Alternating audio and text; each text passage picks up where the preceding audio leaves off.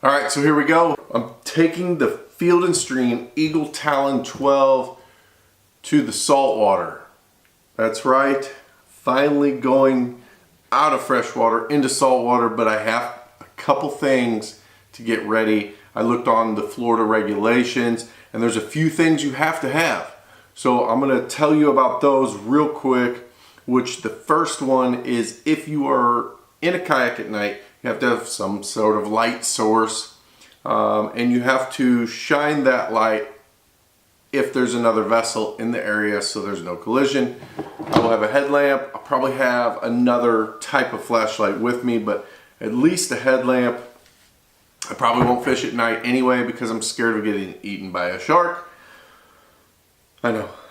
But anyway, you have to have something that makes noise. So I have a whistle. I also have a little air horn. I'm gonna try to keep that dry. I don't know.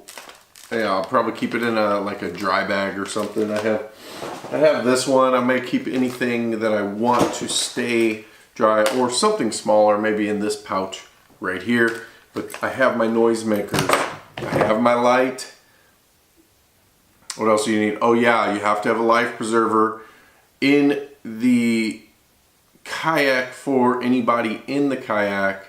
Anybody under 6 years old has to have one on at all times, I guess. So yeah, so I'm set. But there's a bunch of other stuff that I've tried to accumulate that I'm going to take with me. Now I'm probably going to fish mostly in the bay.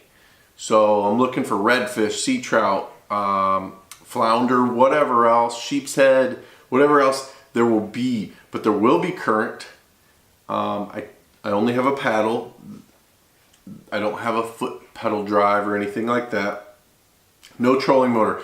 You have to register your kayak in Florida if you have a trolling motor or some motorized thing, but this is just paddle, so I don't have to do that.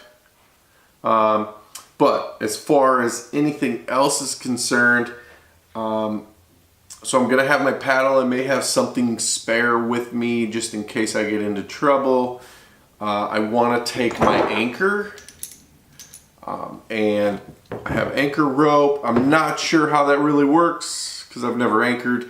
I'm going to be in fairly shallow water most of the time because I plan on being on the flats. Also go on next to the bridge maybe if the current's not too swift, or the jetty, maybe even around there, or maybe even in the surf a little bit if I work up the courage to go out there. I don't know if this thing is stable enough to hook into a big amberjack or red snapper or something like that. I'm pretty sure it will just tip me and I will plummet to my death on the end of the rod because I will not want to let it go.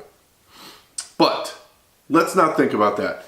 There's just a couple other things I grabbed. So I grabbed some other anchor rope, not realizing I had this inside the kayak. So now I have plenty of anchor rope. I did grab this little net. So I'm gonna check it out real quick. It's by Fraybill. It was at Walmart for like 10 bucks or something. Okay, so we got, oh, okay, so it just stretches out. So I don't know how good that will be when I'm trying to fight a fish. There we go. Maybe I'll just have the net out when I'm actually fishing. So yeah, that might fit something small. I might fit a small redfish, maybe a keeper redfish or a sea trout or something like that. It has a lock on it and stuff. So all right, cool. Okay, yeah. So nice little Fraybill net. I got another little Fraybill net. This one is maybe for scooping up some bait or something. Maybe go through a pot of fish. I don't know. I really don't. My son will probably steal this from me and use it for finding seashells or picking up moss or something like that. But moving on, I did get a Propel paddle gear deal for my paddle so I can hook it on to the yak, to the kayak, so I do not drop my paddle and it float away and then I'm stranded, and that would be terrible. Got one of these little deals, a dry pouch for my cell phone. I don't know how that'll work, but I do have a waterproof case, but it's getting pretty messed up. Them life-proof cases, they just do not last as long as I want. They last almost exactly to where my warranty ends. And so then I have to pay $80 for another one, and I'm on my second or third one. I'm pretty sick of buying $80 cases for my phone, so I don't know if I will anymore. Yeah, so here's a couple, just a 2-pack of lanyards, similar to the lanyard that is holding this on. It's very similar. You know, I did a video where I put some Velcro on, so I'll have my Velcro on there, the Velcro on here. I can put some things, and that'll work good when I'm out there, especially in the salt water, because I'm gonna want these things handy, especially like a pliers or something like that. Yeah, so lanyards. Got some gear ties. I don't know what I'll use this for.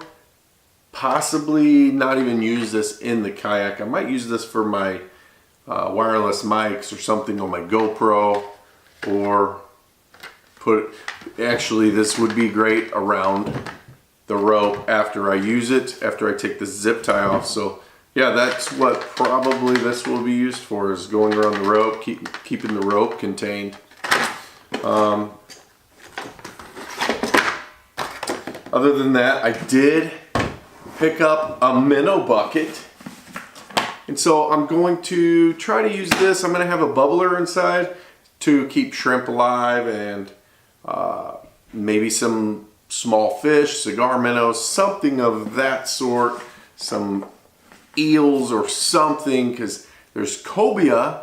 I don't know if I will be ballsy enough to go out and look for a cobia in my kayak and end up 2 miles out into the ocean.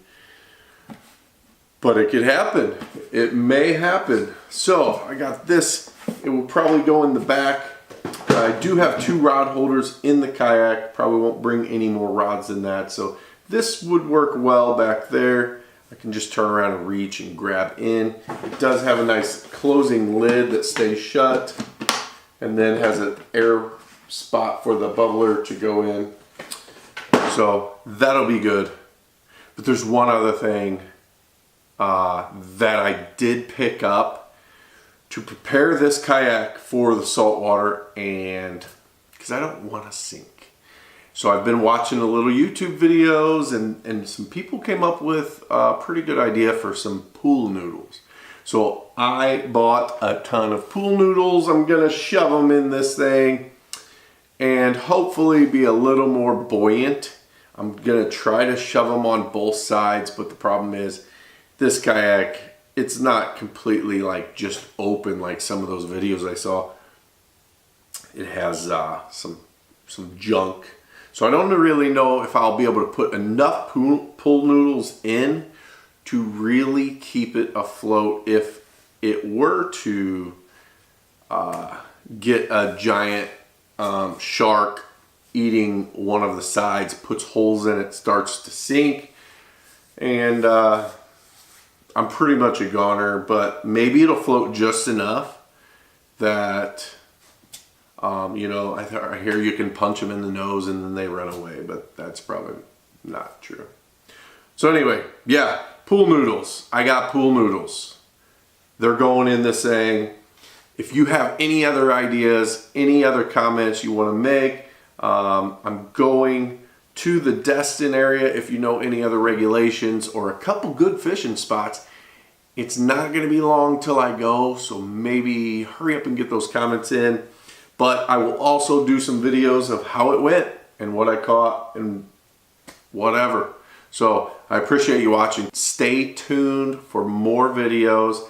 especially these saltwater videos, and I got another fishing adventure or two down there that's planned for me that is, it could be pretty cool. I'm not sure how it's gonna go down, but it's gonna be pretty epic if it happens. So stay tuned and we'll see you out there.